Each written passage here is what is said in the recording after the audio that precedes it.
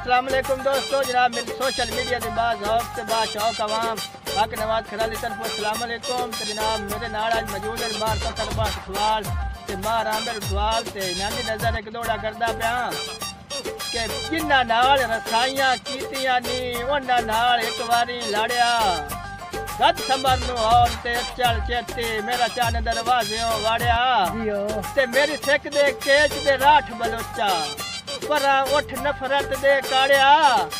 लख वार Maluti Homer दे सन जुतियां says ते चाड़िया। जी भाई अकनवार जी वांदा जी चंगे डंग शला कहंदा साथ ना छोड़न डंग हरन ते यार बुलेंदे ही कोई नहीं जियो उका मल वेंदन जामन जिंदगी दे तोड़ साथ में देंदे ही कोई नहीं और जिस शहर च पंज रात रहिंदा हा अज वो सदवा सजांदा शहर है जिस ते सानू रात रहिंदे ही कोई नहीं जियो साडे हरे होए वेख मुकदरा नू ए सज्जन बुलेंदे ताई नहीं जियो बंदे हौसले देंदे ने उजड़ियां नू तू देंदे हौसला ही नहीं जियो आवे गुरबत मुखलिस लगदियां ते चंगे सज्जन छुड़ेंदे बाई नहीं ते हो जिन्स दा भा कमजोर बंदे राह साहब घर उस बार सटेंदे साई नहीं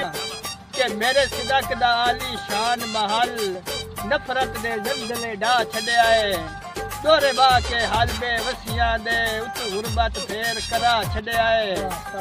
मता पा के ना मजरू होवे ते सिख नु सबर दा फा छड़े आए ओनु कासिद वाज के दस छोड़ी तैनु आके जैन तू ला छड़े आए।